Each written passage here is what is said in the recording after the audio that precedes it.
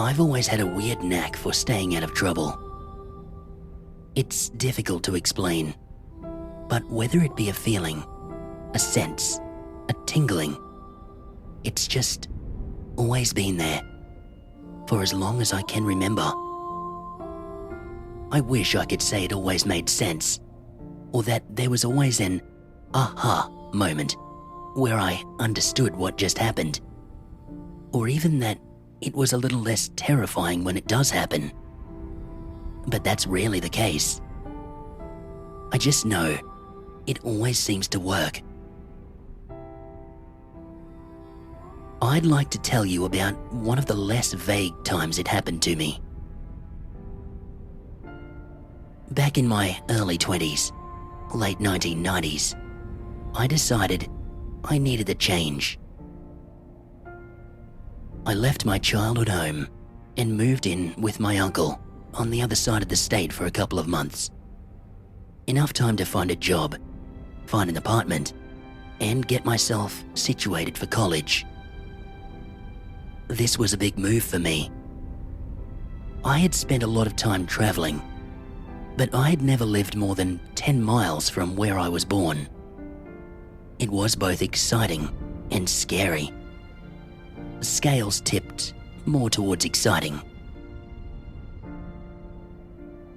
We lived in a backwoods town that few people have ever heard of, even now, but close to a few major cities in Florida.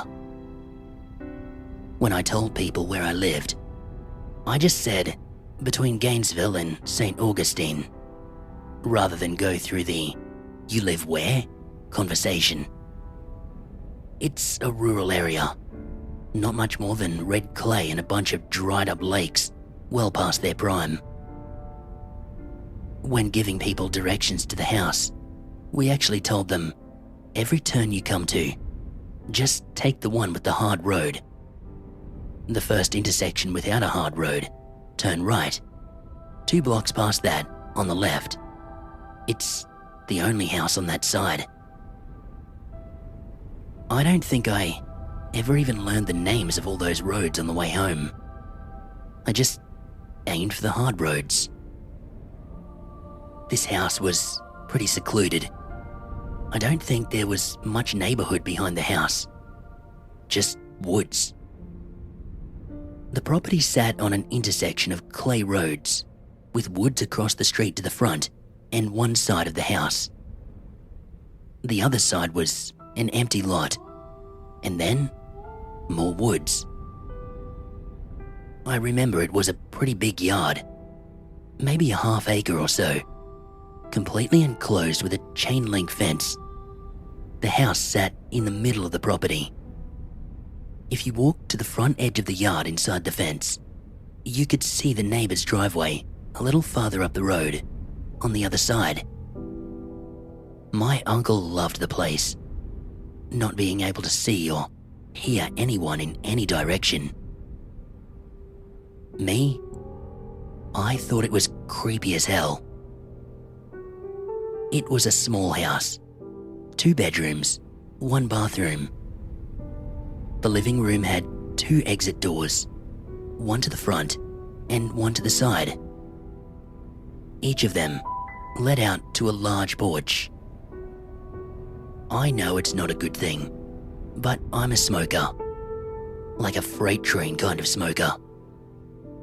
It's a family thing, an unhealthy curse handed down by each generation.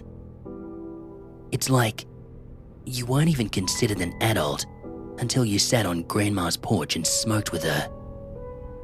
That's how you spent time with Grandma. You sat on the front porch, chain smoked, and talked about whatever needed talking about. I sure do miss that woman. I've never cared for smoking in the house, and my uncle was trying to quit. So we set up a little smoking table and a couple of chairs on his front porch. He was an early to rise and early to bed kind of guy. Me, I was just the opposite. I didn't go to bed until 2 or 3 each morning. Then I slept in until 10 or 11.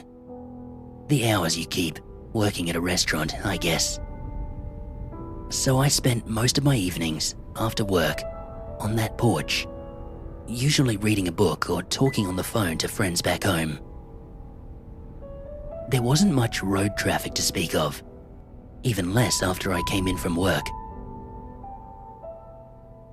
It was summer, and my cousin, my uncle's son from his first marriage, had come to spend a couple of weeks with his dad.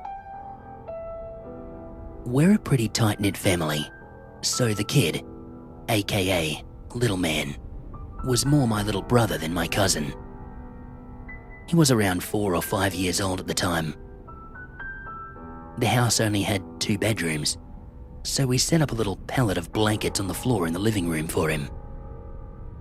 I made a fort of it every night before he went to sleep, stretching a sheet between the couch and coffee table over his head. There were big windows next to either of the doors going outside, and the blinds were old and kind of dog-chewed, so he liked to be covered up at night. I wasn't sure if it was so he couldn't see outside, or if he was worried something was outside seeing him. Either way, I could sympathize. On this particular night, I put him to bed and I retired to the front porch. I called a friend of mine back home and we proceeded to talk the night away. Kinda weird, the things we did before cell phones. We actually talked to people. I miss it sometimes.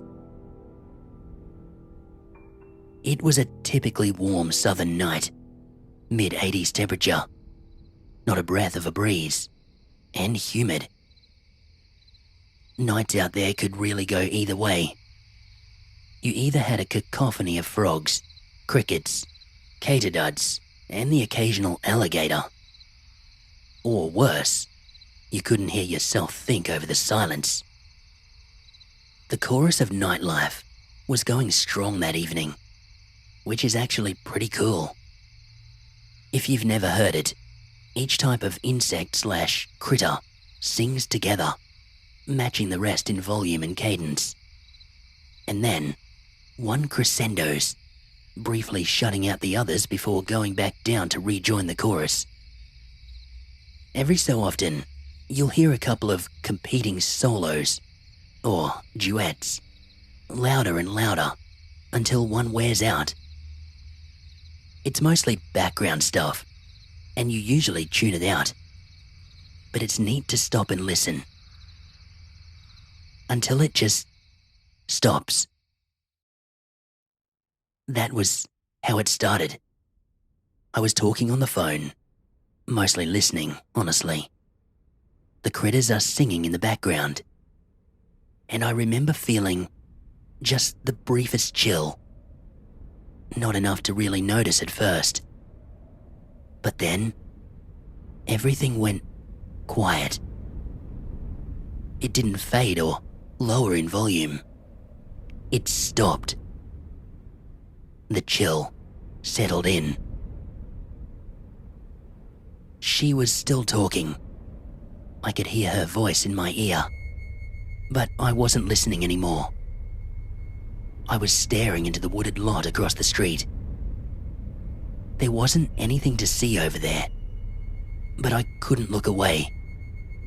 I don't know if it was my uncle, a previous owner, or maybe the county, but there was a sodium vapor streetlight in front of the house, just outside of the chain link fence, a little to my right as I stared out there.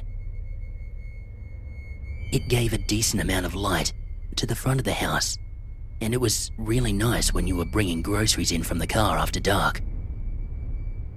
But this night really underscored my issue with the light.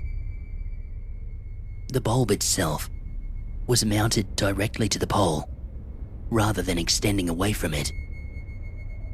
An extension of some type would have provided more light in every direction, I think. The way the bulb housing hugged the pole itself, though, hard shadows ran behind the pole across the street, complete darkness spreading in about a 90-degree arc behind the light pole. And that's where I was looking. I tried to shake it off. Admittedly, I can get creeped out pretty easily. I've seen a lot of weird stuff, and I know I can scare myself without much help. So I tried to just ignore it and get back into the conversation. I opened my mouth to say something, to chime into whatever we were talking about with something witty, I'm sure. Be quiet. It's not really a voice, but it sometimes comes across as one. I knew there was no one actually talking to me, just my brain reacting to and dealing with something. So I'm well aware it's my own head when I hear a voice like that, just to be clear. But when I do hear it, I listen. This is that thing I mentioned when I started. What always keeps me out of trouble. It's not the first time I've heard it. I could hear my friend going on through the phone in my ear, but it was distant now. I could also hear something across the street. That was the summer of 1998. Just remember that. And it was a North Florida summer, marked by drought and fires. The underbrush was dry and crisp. Something over there had just taken a step through it. I didn't really know what to do. I could feel my heart beating in my temples. It felt like something was looking at me, through me. It was uncomfortable and more than a little invasive feeling. I didn't like it. I wanted to go inside. Don't move. Okay, we aren't moving. Check. Done. My friend was telling me about a new restaurant back home, how she and a few other friends of ours had been and liked it a lot. We needed to go when I could visit again. She stopped by to see my mum the other day and had a great time at the house. It can hear her. A dry twig cracked under its weight. I couldn't just hang up on her. If I did, she was going to call back. It struck me as a very bad thing to have the phone ring while I was out there. My hand was shaking, holding the phone to my head. "Wendy, I have to go," I whispered to her. She went to say something else, but I cut her off. "That thing is happening right now. I have to go. Something is out here. I'll call you later." "Be careful," she said, and hung up. She and I were close friends, had been for years, and she knew what I meant. I clicked the phone off and put it on the table. It was one of those big, curved, cordless models with that stubby little antenna. I remember them being very popular back then. Worried she would call back, or I'd be killed because of some weird wrong number calling at 2 a.m. in the morning, I flipped the ringer to off. Another step from across the street, and then another. It was walking faster now. It was definitely closer than when I first heard it. I braced myself, ready to jump up from the chair and run into the house. Don't. It's watching. So I didn't. I listened.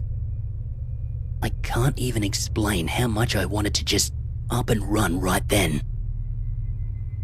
There was an exhale. I don't really know how to explain it.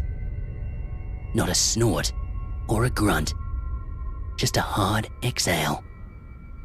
And then a scrape. Another step. Get inside. I damn near turned the table over as I jumped up from the chair and ran for the door. It was only a few steps, but it seemed like I'd never make it. And it really didn't help that I could hear that thing across the street break into a run. Twigs and branches snapping and crunching. Something broke over there, I guess as it ran through a bush or a low-hanging branch. Now, it was out of the woods.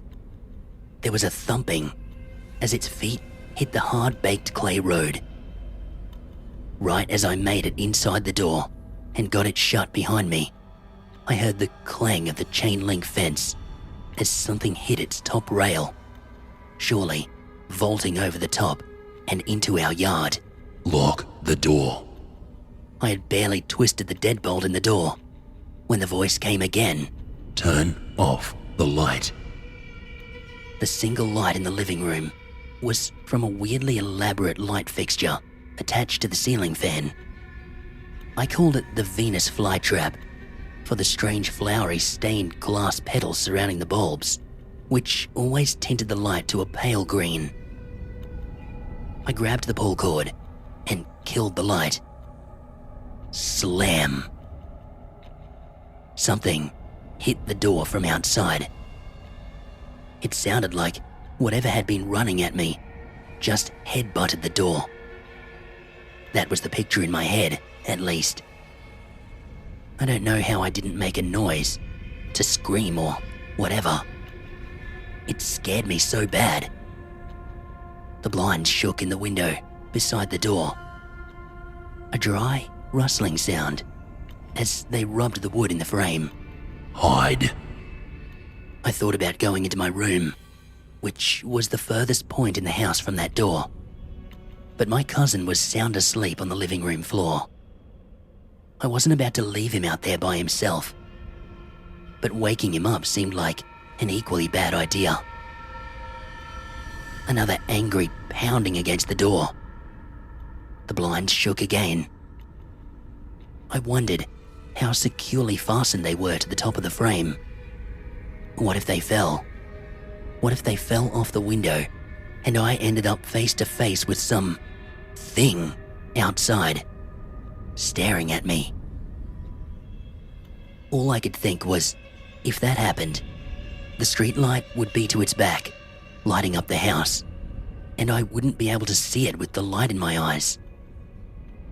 I don't know why I even thought about that, but that thought scared the hell out of me.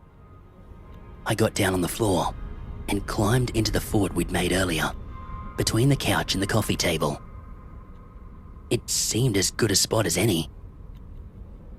Little man stirred a bit as I settled in next to him, but he didn't wake up. More banging on the porch. It sounded like the table was being dragged/pulled across the wood floor out there. Another bang, and under all of that, the best word to describe it, breathing. It was somewhere between a snort or a growl. Something out of breath. A quick snarl, punctuated by more banging furniture. It slammed into the door again and growled. To say I was scared is a monstrous understatement. I didn't know what the hell to do. What if it stopped hitting the door and started hitting the window? The voice in my head was quiet though, as much as I could. I just trusted that it would be saying something if there was anything I should be doing. I laughed at myself for waiting on the voices in my head to tell me what to do. I probably didn't laugh right in that exact moment, but you get the idea. It jumped off the porch. I don't really know how to explain that sound, except that you could hear/feel its weight on the wood planks out there. And then, it was not there. Straining my ears to hear something, anything, all I could think was that it was gone. It was going to leave us alone. Slam. This one, from the door to the side of the living room. I didn't hear it over there before it hit the door. I think I might have yelped or something when it hit. Little man shook a little, but he was still sleeping. A couple more scrapes and bangs outside, and now it was panting. Again, I'm wondering about that window. It felt like luck that it didn't hit the one on the front porch. Too much to hope for that it wouldn't find the one on the side porch. But it didn't. Maybe a minute or two later, or really, my perception of time was so screwed up, it could have been half a minute or half an hour. It was gone. I heard it jump down again. Its breathing faded. I braced myself for another bang, but all was quiet. I don't know how long I lay there, hugging little man to me. Not really sure who was comforting / protecting who for that next little while. I eventually fell asleep, waking up to the smells of breakfast and coffee. The previous night came back to me pretty quickly. I was happy to see everyone up and around. Both my uncle and little man were up and around already. I felt more than just a bit silly, climbing out from underneath that blanket fort built in the living room. My uncle just grinned at me, said that he'd slept in the living room with the little guy a few times himself. I went for the door, really needing that first smoke of the morning, feeling like I've earned it. Little man stopped me on the way out, surprised me, just came up and hugged me. I had to kneel down to catch him, so that he wasn't just hugging my knees. It was a good hug, deep and heartfelt. He pulled away from me, looked at me like I don't think a kid has ever looked at me. "I'm really glad you're okay," he said. "I had a bad dream that you were outside and got eaten by the monster across the street." I think all my blood froze right then. I don't know if I wanted to laugh or cry. I told him I was just fine. No monsters for me. They don't think I taste good. He laughed and was done with it. He was back in the kitchen, helping his dad with breakfast. And I really needed to smoke. It was my last scare of the morning, but it was a good one. Not really sure what I was expecting, but the yard around the house looked like a war zone. My smoking table was in pieces.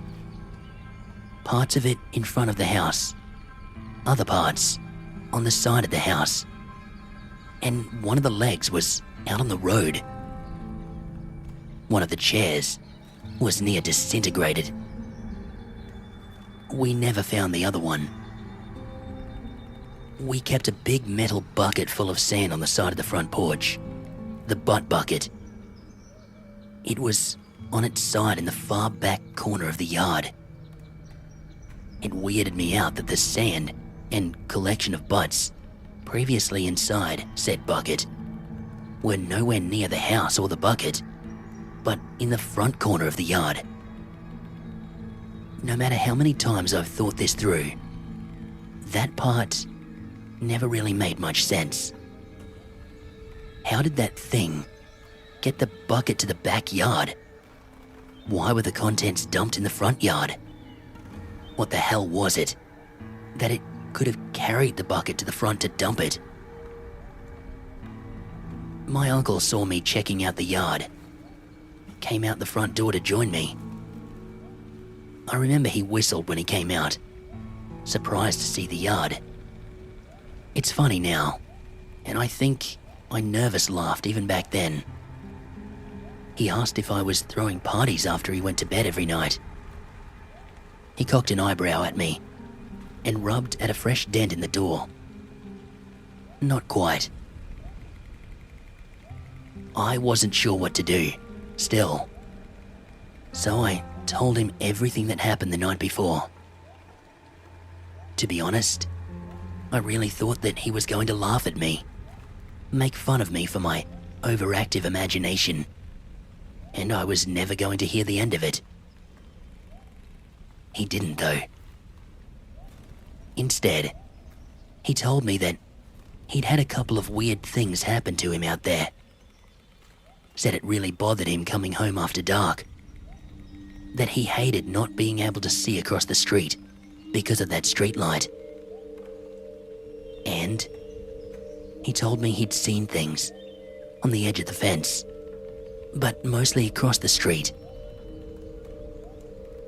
We went back inside, and he showed me where he kept 2 of his rifles and 1 of his handguns. Well out of sight, but easy to reach in a hurry. We went back out and cleaned the mess left in the yard. He said that with the national forest on just about all sides of us, there were lots of animals we weren't used to out there. There were plenty of bobcats, coyotes, panthers, and even bears. And God only knew what else. I agreed, taking some kind of comfort in that. My overactive imagination paired with a real-life animal. Yeah, that was going to be scary. And I really wish he'd stopped there. I think it's something else, though, he said. Whatever is out here feels smarter than that. I think it knows us. I don't think I'll ever forget him saying that. I tried to get him to say more, but he wouldn't. And he wouldn't ever speak about it again. I was only there another couple of weeks. Thankfully, uneventful weeks. When I left, I never went back to that house. Something about it after that night just didn't feel right. I wish I had more to tell you, or a better explanation for exactly what happened that night. But that's just how it happened.